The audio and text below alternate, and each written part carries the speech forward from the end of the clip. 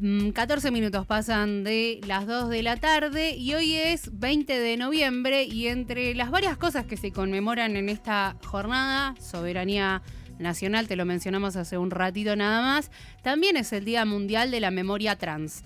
Y en este sentido nos permitimos esta charlita que efectivamente es para hablar de la memoria trans en nuestro país.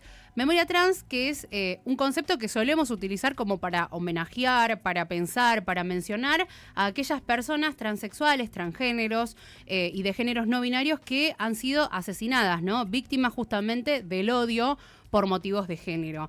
Podría ser también un eufemismo o una declaración o que se llegue hasta ahí. Sin embargo, también podemos seguir pensando más allá si usamos este término que es la memoria del colectivo, ¿no? Y esto se está realizando en una investigación que lleva adelante una investigadora docente de la Universidad Nacional de General Sarmiento para pensar a la memoria trans desde el juzgamiento de los crímenes de lesa humanidad, ¿no? Algo bien interesante que está llevando adelante Tamara Martínez Ortiz, que es docente y que es magíster en géneros y derechos, que se dedica a estudiar este suceso. El rol protagónico que asumió el colectivo trans travesti en los juicios de la Brigada, que juzgó justamente crímenes de lesa humanidad cometidos en el centro clandestino de detención del Pozo de Banfield. Nos metemos derecho en esta charla en parte de la investigación que está realizando ahora Tamara. Tamara, bienvenida acá Fingiendo Demencia. Te saluda, Camila es mi nombre. ¿Cómo andás? Hola, ¿cómo están? ¿Todo bien? Todo bien, gracias Tami, como siempre por los minutitos. Bueno, en primera instancia contanos cómo surge la idea de destinar tu investigación de tesis, ¿no? Justamente sobre el rol de las personas trans travestis en la dictadura, ¿no? Para pensar los juicios de lesa. Bueno, gracias por el espacio. Sí, un poco contarles que yo estoy haciendo la maestría, ya la terminé de cursar, pero ahora estoy en la situación de tesis, diríamos los maestrandos. Hago la maestría en Género y Derechos de la Universidad, de la UNS, gracias a todo el sistema que nos permite a los graduados de la UNS hacerlo de forma gratuita, que no es un dato menor en este contexto. Y bueno, un poco la idea, en realidad, cuando empezamos a atravesar y a pensar los posibles temas para poder trabajar dentro de la tesis, soy una persona activista del feminismo hace mucho tiempo, del transfeminismo, soy una militante lesbiana, entonces tenía, un gran acercamiento a las disidencias, pero sí sabía que había algo ahí sobre la comunidad trans que estaba siendo muy complejo de poder estudiar, de la falta de acceso que tienen al sistema educativo, sí, básico y el universitario, el superior, por supuesto. Pero venía teniendo cierto acercamiento con muchas compañeras travestis de la zona, por las marchas del orgullo, venía como trabajando un poco con ellas. Y en ese contexto, un día voy a la ESMA, porque suelo ir como bastante a la ex ESMA, al espacio memoria, y fui a una charla donde trabajaban sobre, fue hace más un par de años ya, sobre el 8 de marzo, visto, digamos, desde las detenidas desaparecidas. Sí. Hay una serie ahí como de estudios bastante amplios sobre la violencia de género y la violencia sexual dentro de los centros clandestinos de detención. Y hablando con algunas compañeras empezamos como a hablar de este juicio que estaba sucediendo todavía, porque esto fue en el 2022, que había empezado en el 2020 y que estaba en proceso todavía, ¿no? Sí. De ser llevado a cabo. Empecé a informarme más para contarles, a quienes escuchan, para asimilar con algunas cosas que más conocemos. El juicio de brigadas es el mismo juicio de la noche de los lápices, por ejemplo. Se juzga, digamos, todos esos crímenes y esos represores en el mismo juicio. Entonces empecé a tener un acercamiento a ese juicio y cuando me enteré que era la primera vez que declaraba una compañera travesti como querellante en un juicio de lesa humanidad en el mundo, nada, me empezó a llamar mucho la atención. Siempre había trabajado mucho con la cuestión de los juicios y de los crímenes y el movimiento de memoria, verdad, justicia, entonces venía como trabajando desde ahí. Nada, fue como un hecho así como bastante relevante. De hecho, seguí todo el juicio hasta que terminó, por lo menos su primera parte en el 2024. Nada, con condena de 10 represores, muchos de ellos muertos, pero sentando un precedente nacional e internacional en términos de terrorismo de Estado. ahí parte de lo que se fue dando y cómo fuiste construyendo, Tamara. Muchas veces hablamos de ese diferencial del que acabas de mencionar, del diferencial de violencia con las mujeres detenidas, ¿no? ¿Qué es lo que hay que decir respecto de ese diferencial para las personas trans, ¿no? ¿Qué vivieron? Porque además tuviste la posibilidad de charlar con muchas personas trans a lo largo de esta investigación que estás llevando adelante. ¿Qué es lo interesante para saber? Mira, siempre nosotros lo que podemos ver en todo ese proceso de los juicios, digo, y mucho más pensando en la reapertura de los juicios del 2003 Sí. con el gobierno de Néstor, es un poco que, por ejemplo, a la violencia sexual se la reconoce como un crimen aparte, digamos, de una tortura específica, de una violencia específica dentro de los crímenes de lesa humanidad en el contexto de terrorismo de Estado recién en el 2010. O sea, se llega a la primera condena en el 2010. Sí. O sea que estamos hablando igual en términos de mujeres y disidencias, digamos, de condenas. Todo muy reciente. Claro, muy recientes. Sí. Si pensáramos que en el 85 fue el primer juicio de las juntas, donde de todos modos hubo declaraciones sobre violencia sexual, ¿no? Pero hubo todo un proceso muy, muy amplio, que de hecho mi directora de tesis, que es la doctora Victoria Álvarez, que también es investigadora del IDH, junto con Santiago Insausti, que es mi codirector, ella tiene como una referencia a un concepto que es como marcos sociales de escucha, ¿no? Que es, bueno, ¿qué contextos se dan también para que esos relatos sean escuchados y tenidos en cuenta dentro de los procesos de los juicios? Y sí aparecía la violencia sexual como una forma predominante, ¿no? De esa violencia contra las mujeres. Y un poco lo que empezaba a aparecer con los testimonios de las sobrevivientes o de testigos de travestis y trans que han pasado por centros clandestinos de detención, aparecían formas específicas de tortura, digo, más allá de la violencia sexual, que lamentablemente la comunidad travesti trans las tenía muy naturalizadas a esa violencia por ser, digo, su principal forma y destino de trabajo mediante la exclusión de muchas otras formas. Aparecían otras formas, ¿no? Digo, aparecen las torturas que tienen que ver con cortarles el pelo, con hacerles limpiar en general gran parte de las comisarías. Digo, vale decir acá que el circuito, digamos, que las tortura y que las secuestra y demás, es un circuito que tiene que ver con la policía bonaerense, ¿no? Digo, no con las Fuerzas Armadas en sí, que por ahí lo que vemos, por ejemplo, en la ex-ESMA, ¿no? Sí. Entonces aparecían muchas particularidades en esa tortura, pero no solo eso, sino que aparecían particularidades en la forma en que aparecían los cuerpos. Digo, en general sí hablamos de una parte de desaparecidas, pero también hablamos de una aparición de los cuerpos con torturas como forma de generar el mensaje y la difusión del terror. La búsqueda de esas compañeras desaparecidas no estaba llevada a cabo por sus familias, por ejemplo, que recién justo escuchaba el relato de Estela, digo, y todo ese valor que tiene la lucha de madres y abuelas. Bueno, en el caso de las travestis eso no estaba pasando. ¿Por qué? Porque había una previa exclusión de sus hogares y expulsión de su familia. ¿A las personas trans travestis no las buscaban sus familiares? No, ¿Quiénes las buscaban, Tamara? General, ¿O no las buscaban? Sus propias compañeras. Okay. Sus propias compañeras. Y eso ahí genera, digamos, todo un interés, por lo menos de mi parte, de también decir, bueno, acá hay un concepto hasta de la familia distinto, ¿no? Que incluso la dictadura reivindicaba sobre la familia, de los roles tradicionales y demás. Claro, digo, las personas travesti y trans rompen con absolutamente todo eso. Nada, y que se descarga en mucha más violencia, ¿no? Todavía. ¿Cómo se habla mucho de la supervivencia del colectivo trans travesti, ¿no? Y vos traes acá un juicio que sucedió en 2020, que termina en 2024, el año pasado. Es muy reciente todo este proceso y de hecho me imagino que hay poca bibliografía al respecto, ¿no? Porque yo me preguntaba, che, ¿a dónde fue Tamara Martínez Ortiz a buscar una base para poder arrancar una investigación?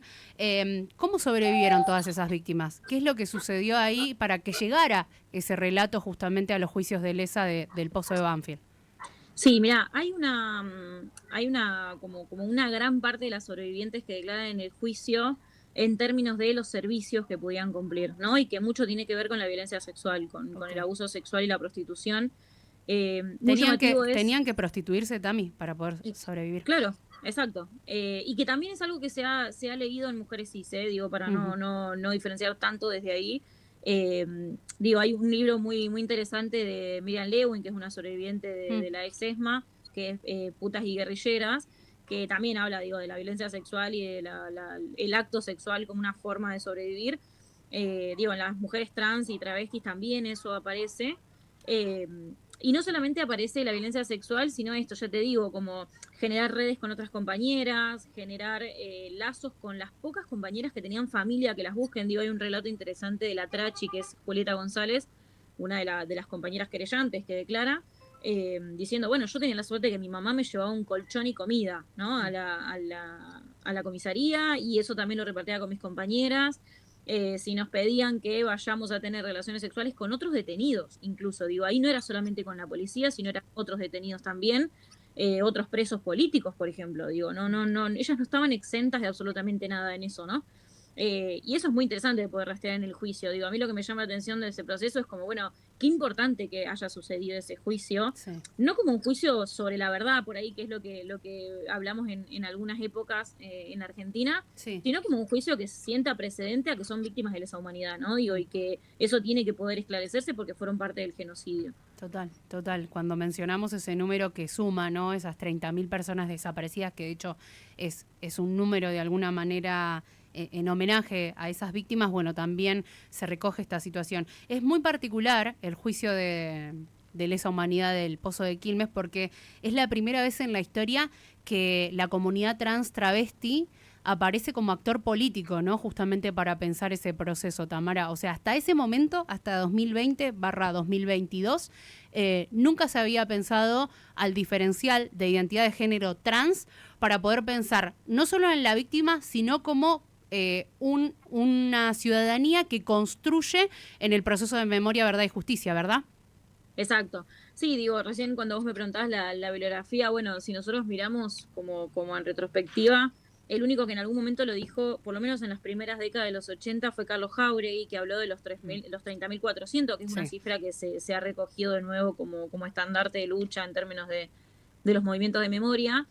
Sí creo, digo, hay todo un proceso de constitución y organización de la comunidad travesti trans como actores políticos muy fuertes, digo, si no, no hablaríamos de ley de identidad de género, no hablaríamos Total. de ley de cupo laboral trans, pero sí en este contexto en particular del juzgamiento de crímenes de lesa humanidad, sí, digo, marca, yo entiendo, digo, y en eso va un poco mi tesis, que marca un antecedente muy importante el juicio, y el rol que tiene ahí el archivo de la memoria trans, ¿no? Digo, Total. que me parece que ahí fue como fundamental. Estamos compartiendo algunas imágenes. Yo sugiero que Sí, se vayan para el YouTube, que parte del archivo de la memoria trans tiene muchos documentos, entre esos exacto. algunas fotografías que estamos compartiendo en estos momentos. Así que y el YouTube, la Uniradio. Perdón, Tami, ¿qué decías? Exacto. Uh-huh. No, genial, digo, porque que está bueno, me parece que hay un laburo ahí muy interesante Sí. y muy importante de sistematización, de investigación que están haciendo las compañeros del archivo.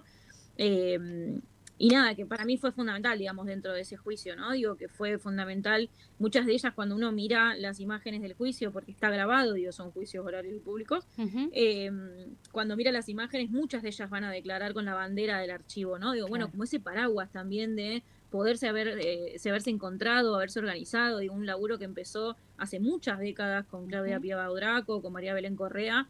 Claudia, que fallece un tiempito antes de que salga de la identidad de género, por la cual ella trabajó y recorrió el país, Sí. digo, y ha hecho una lucha incansable, y María Belén Correa desde el exilio, que justo ahora está en nuestro país, pero que ella se ha exiliado justamente por la persecución estatal, ¿no? Sí. Digo, y la discriminación Uh-huh. tan fuerte que existe, Uh-huh. que existió y que no la vemos terminar, pero sí que hemos logrado, digamos, como colectivo LGBT en tal caso, digo, y ahí lesbianas y gays nos hacemos cargo de que también ha habido un proceso de discriminación muy grande también, incluso dentro de la comunidad LGBT con las trabas, Sí. y que yo entiendo que al menos una parte hoy estamos en el proceso de poder reconciliarnos en tal caso y también ponernos al servicio con todos los privilegios que tenemos, esto, ¿no? Y por ejemplo dar a conocer el trabajo del archivo. Totalmente. Estamos charlando con Tamara Martínez Ortiz, docente y maestranda en géneros y derechos. Tami, ¿con qué historia te quedás? Porque tuviste la posibilidad de entrevistar a muchas de ellas, ¿no? ¿Qué es lo que más te ha movilizado en esa charla en términos personales, como militante, ¿no? del feminismo, pero también como docente y como quien está formando justamente esta tesis que yo imagino que dará para mucho? ¿Con qué se queda Tamara? Qué difícil. Creo que me quedo un poco con esta idea de que nos salvamos entre todas, ¿no? Digo, que hay algo ahí de que lo que nos salvó en los tiempos más salvajes y hoy lo que nos puede salvar es la organización, que lo que nos puede salvar es escuchar a las compañeras, que lo que nos puede salvar, digo, es estar atentas y atentes a lo que le pasa al otro, ¿no? Digo, me parece que hay algo ahí de que se repite mucho en los juicios y que más allá del rol que asuma el Estado, digo, que sea más o menos represivo, porque lo cierto es que para la comunidad trans lo fue siempre, total, digo, en mayor o menor medida siempre fue un Estado muy cruel, digamos, con la comunidad travesti trans. Nada, me parece que hay algo ahí sobre escuchar y ver y visibilizar y poner esas herramientas al servicio del otro, ¿no? Digo, Marlene un poco lo dicen, ella le declara como testigo experta en el juicio, y es como, bueno, nos buscábamos entre nosotras, mi familia son mis compañeras, y me parece que eso es como fundamental, ¿no? Digo, en ese lema que por ahí tenemos muchos movimientos políticos de nadie se salva solo, bueno, acá quedó como muy claro también eso, y que la lucha no termina, ¿no? Digo que, bueno, sí, este fue un caso y que se analizaron 7 relatos de 7 compañeras, que no son 7, digo que son un montón más, que no conocemos, que no encontramos, que todavía no escuchamos, que me parece que nada, es un proceso interesante para poder seguirlo. Así como seguimos, digo, yo cuando veía la película de 1985 dije, bueno, ojalá ese furor, ¿no? Por conocer y prestar atención al proceso judicial de ese primer juicio de la Junta, nada, también se disemina un poco, ¿no? Con este juicio de brigadas. Nada, que por eso un poco elijo también que la tesis tenga ese espíritu también, ¿no? Digo, que la universidad y la investigación que hacemos en la universidad también se ponga al servicio de esos sectores del pueblo. Tami, como siempre, muchísimas gracias. Por acá, fuerte abrazo. Gracias, nos vemos. Por los minutitos. Tamara Martínez Ortiz con nosotros y nosotras, docente, maestranda en géneros y derechos a raíz de el día, hoy es el Día Mundial de la Memoria Trans. Fingiendo. Demencia. De hecho, nosotros nos gustaría que las universidades se lleven mejor. Yo vengo de un futuro apocalíptico para evitarlo. Loquito lindo.